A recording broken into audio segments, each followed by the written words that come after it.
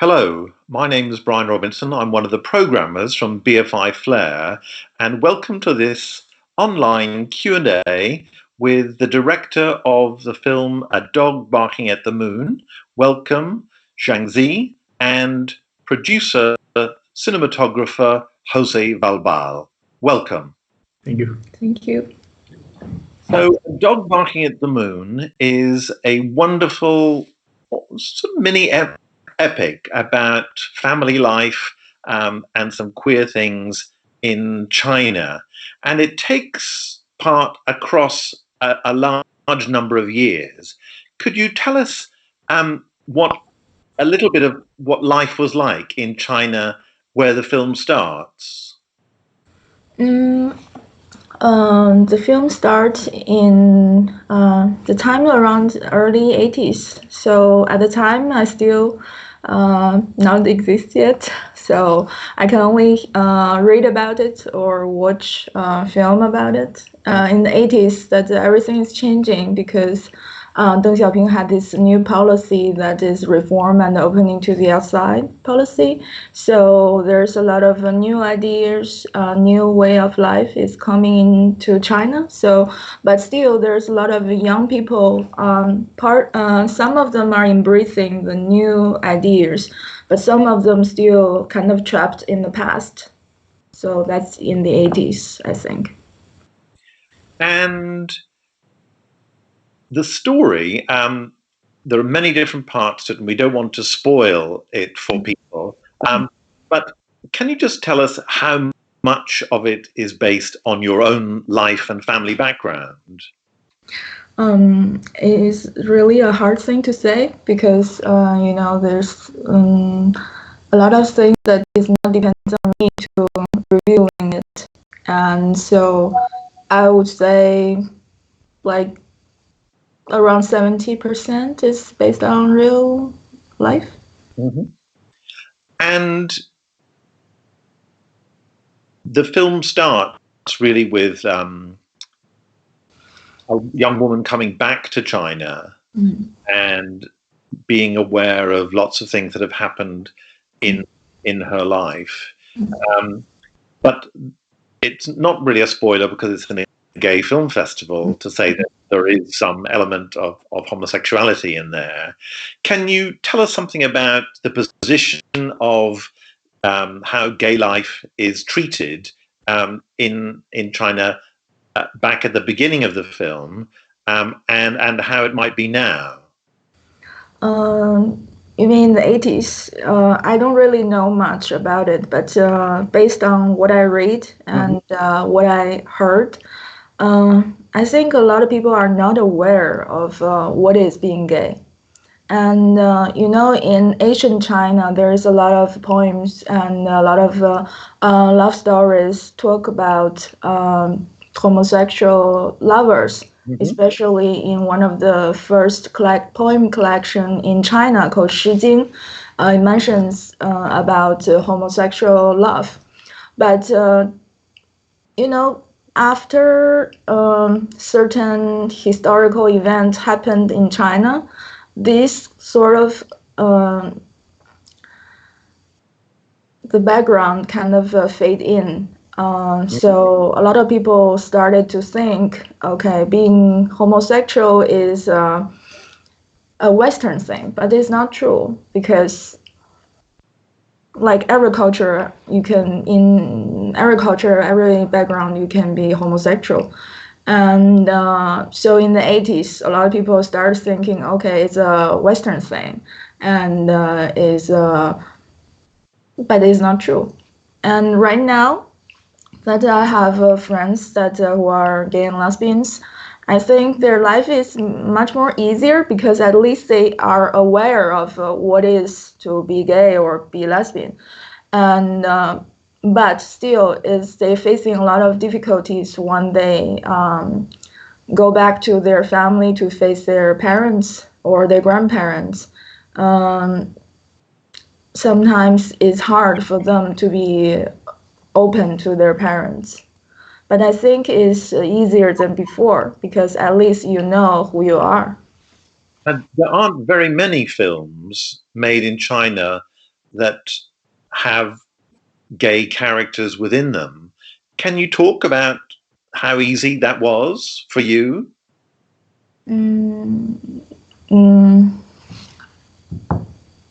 We couldn't find much investment. I have been trying to send my treatment to film fundings and investors, but nobody want to invest on our film. So in the end, we put down some of our own savings and we borrowed money from family and friends. In the end, we could make this film, but there's no public fundings. There's no other investors want to give money to us to shoot this film. Yeah, I think from that prospect, I think it's kind of difficult. And has the film been seen in China? Yes, we showed it in some LGBTIQ festivals.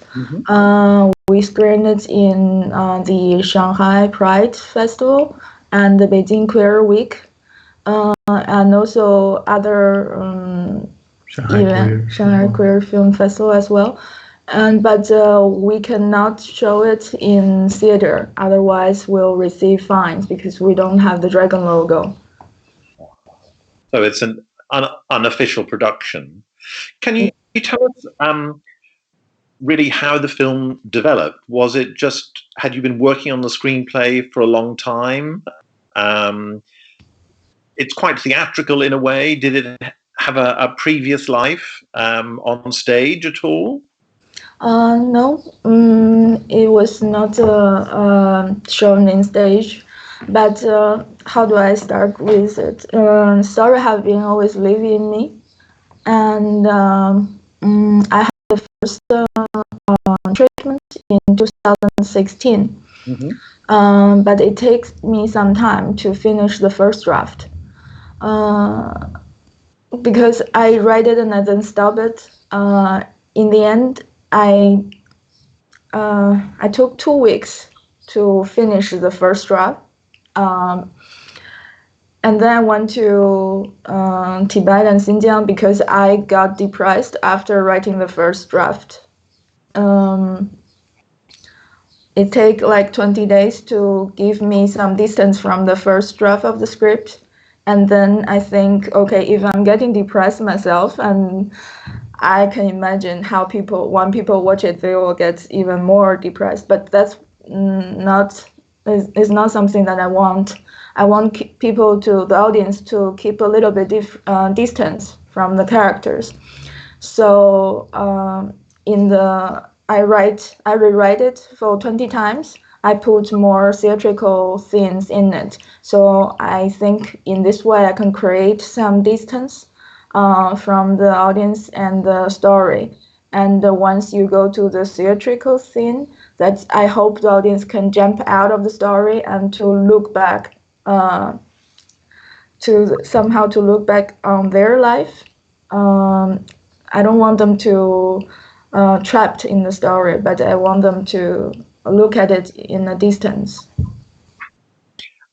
And could you just say something, slightly backtracking a little, about the reaction that people had to the film in China? And is it different to how people react to the film in other countries?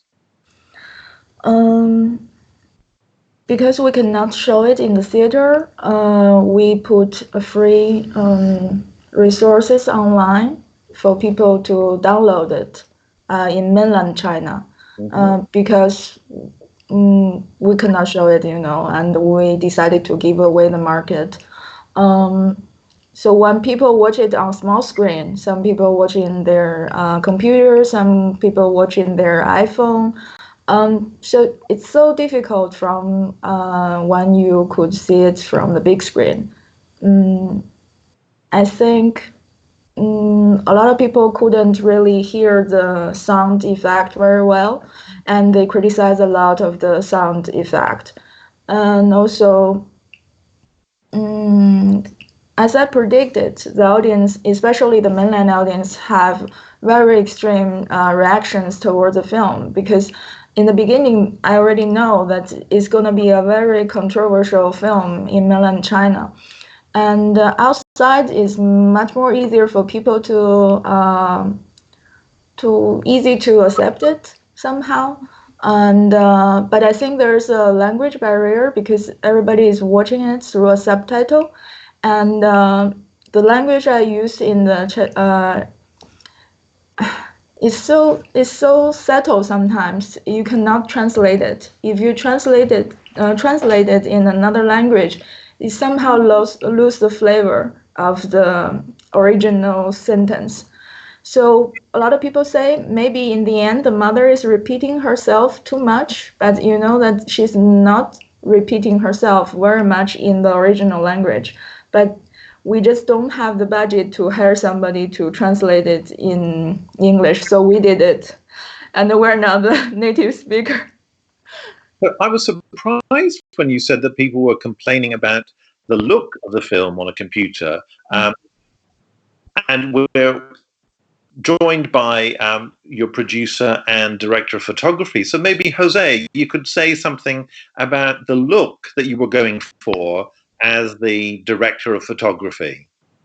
Well, it's I mean, we work a lot on the script together. I mean, we're married, so you can imagine that during the pre-production, every night when we put our kid to sleep, you know, it was like going through the script over and over again. So, so visually wise, I had a pretty clear idea of what she was aiming for, you know, and also, you know, it's kind of like I didn't really preconceived style or a look, you know, like it's kind of like what the script is asking for, you know. And then we went to during the pre-production, I was able to go to the locations a couple of times, once with her and another time with my gaffer.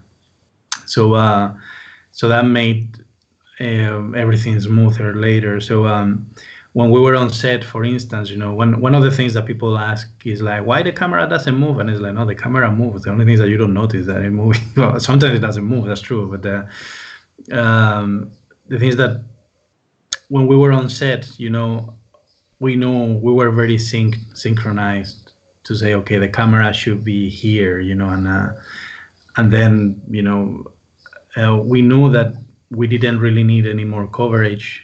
You know, for instance, you know, when there is like a long scene that the camera is in 90 degrees with respect to the axis of two characters, you know, and you know that, you know, it's not going to move and you're not going to go closer to any of them. We knew that we didn't need anything else. You know, after we shot, you know, that angle, you know, it was clear for us that the story you didn't need to tell the audience where to look, you know, like you don't need a close-up or you don't need likewise, you know, there were other scenes that you only see the close-up of a person, you know, for a long time. And it's because you only need to see that, you know, it's like, it's the only thing that it's worth. So, and then that the advantage that it gave me also is that I had more time for lighting. I'm very I don't know if stubborn is the right way to say for lighting, but I'm quite stubborn, you know, that like if I want the light to cut in a place, you know, I want it to cut exactly in that place and all that stuff. So, but I had an excellent gaffer. So, so we knew, like, you know, I think the fact of understanding the script and going through it so much, you know, it just made the thing flourish, you know, on set. Of course, you know, following certain rules for color temperature and stuff. But yeah, it all came out of the script pretty much. And there are a lot of interior shots in the film. Was that a kind of a financial thing, or was it was what the script required? Maybe you both can answer that. I think the main reason is first of all, it's a family story, and one very important thing that you need to know about our Chinese is we never talk about our family secret outside of the house.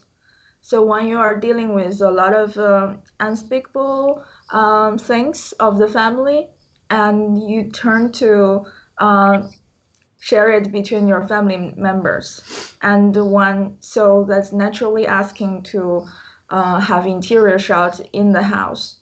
So, but even if we don't shoot much exterior shot, I think the audience still can understand that what is the time period of the story, and yeah.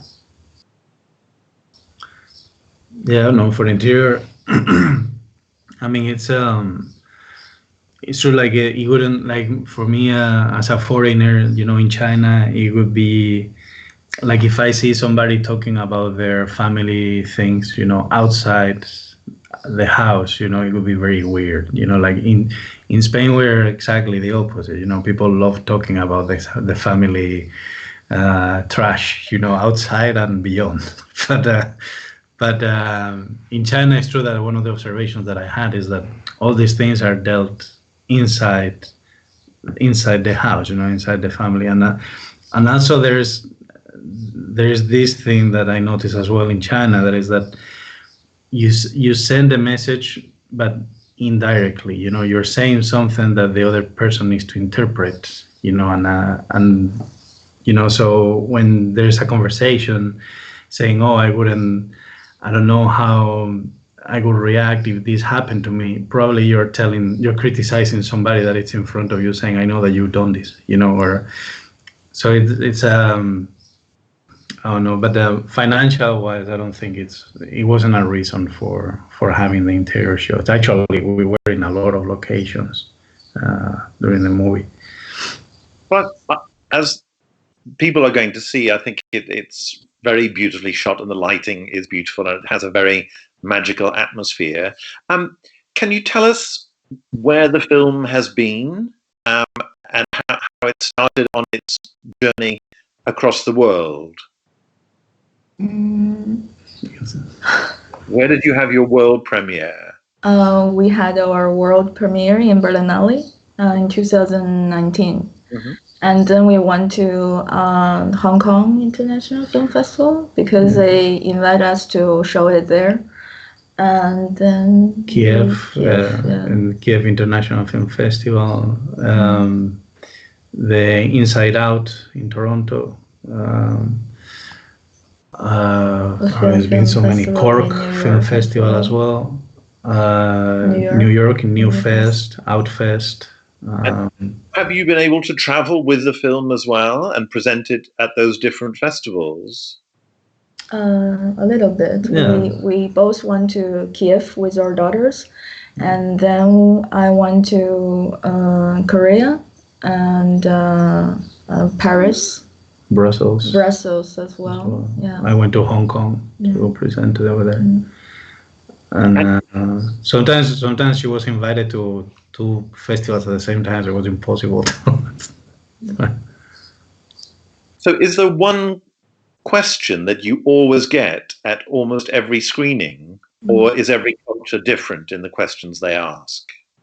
There are a lot of questions that are similar. And for example, people ask me, especially Chinese audience ask me why the Chinese title and the English title is so different. And I told them the Chinese title is inspired by a music, is a song sung by Cui Ping originally in 1958. And we use the music in the beginning of the film when these two girls in the dorm. And then we also hired a composer that he did some tweaks in the music, and he used another version during the film in one montage part with two young girls. But not everybody can identify with that particular song, and they don't understand what does the lyric are saying. So especially our foreign audience will not understand it. That's why I used another title, A Dog Barking at the Moon. It's inspired by a painter from Barcelona. His name is Joan Miró, and his painting is very abstract. And so I will explain to the audience why I choose these two different titles for the film because I don't think the foreign audience can understand.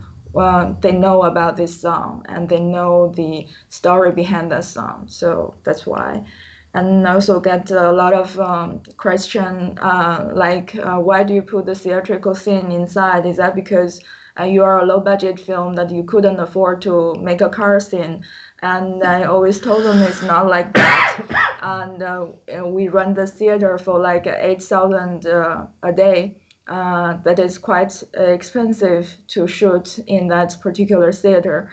And with the money, we can rent a car very easily, and it's not a difficult thing to do. But the important thing is I don't want you to keep, I don't want to shoot the film with, I don't want to shoot the whole film use a very realistic style. It is a realistic movie, but I don't want to use a realistic style. Then that's, how do I say it? I think they don't make you think, and you just being too close to the characters, and you are absorbed in the story, and you don't have a moment that you jump out of the story and look back. So I think native speaker, when they watch the film, it's very painful for them. And so that's why I need to break the film into certain pieces at certain moment when the water is over the mouth, and maybe I pull them out and then I throw them back into the water and then I pull them out. It's kind of like that. So that's why a lot of people really hate the film, because they feel depressed and they feel that somebody was pushing them on the chair. They don't want to watch it anymore, but they still want to stay there to keep going in with the story. It's kind of like very mentally torturing for the native audience, native speaker audience, I think. Well, it's not the experience that I had watching the film, and I hope that people won't feel so tortured. But I suppose it's something to do with the moment where we are in the world, how gay lives are lived in China, and perhaps, and as you say, family secrets and family histories are often painful. But you worked together with your husband, José Val Bal. Are you working on something else together, or was this a one-off? Yeah, we just had it canceled. That's right. We were going to shoot a feature film. We were supposed to be shooting now, but with this thing of the virus, we were forced by the situation to cancel before we started, because I mean, before they lock us down, we've been locked down in Spain for a couple of weeks now. And before this lockdown, a few days before, we were talking, and it was clear that we were not that the thing wasn't gonna get any easier. So we postponed until we don't know when. Are you able to give us a hint of what the subject of the film is? The new one?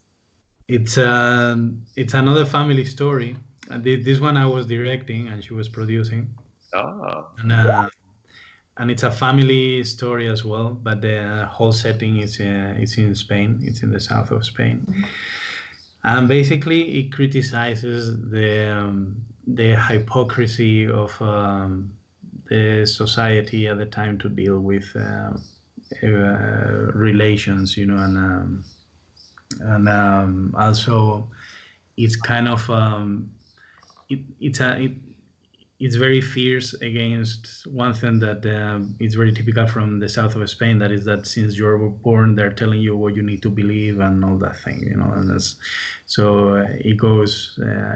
It pretty much goes against close-minded people, as well. It has also a hint of, these people that, like, you still see them, they're old people, very close-minded in Spain. They were grown during the dictatorship, and they accepted, and they were fine with the dictatorship, and they just don't understand homosexuality, and they even criticize it as a disease and all that stuff. So there is a little bit of that there in the movie as well, now. So do you think, this is a question for both of you, that actually Spain and China have a lot in common in that they both had a long period with a dictator and then a long period with a kind of a new development of being more open. Are there parallels there? I don't know. I mean, about having things in common, for sure, we had two dictators. The only thing is that one was supposed to be communist, the other one extreme right wing. So it's like, but extremes anyway. They at the end is the same. They do the same stuff. They just cut your liberty, But I don't know if there is a parallel path, or it's very different societies. It's very different atmospheres. So, but for sure, one thing that I think that we all have in common in the whole world is that we cannot let the power to cut down your liberties, and that I've seen it in every country that we've been. So, and I think it's parallel. I think it have something parallel. Yeah. I cannot explain too much because we are running out of time. That I know, and there's a lot of things that after watching his film in future, I think there are some similarities within the family and within the society. You can see the mark of the history. Yeah. I think that it is a universal thing that family history does remain and keeps on having an influence, and it's why your film, I think, is so powerful. What next for the film? It's being screened digitally in the BFI Flare online offering. Will you have other distribution? Yeah, we have at the moment having an online platform in Spain as well, filming. And then Deco, which is an online platform from United States specialized on gay films. Mm-hmm. They are releasing it, I think, in May, around May. And we have a distributor in Latin America that they're taking care of all that area of the world. And we're talking with Taiwan right now. We're in negotiation with them. That all sounds very good. Well, it only remains for me to say thank you very much for joining us here today through the miracle of technology. I'm sorry if my voice has been slightly out of sync. It's something to do with what happens in computers. But best of luck with the film and your new project. And I hope that everyone who watches the film in the Flare digital offering will enjoy. Thank you very much indeed. Thank you, Ryan. Thank you very much.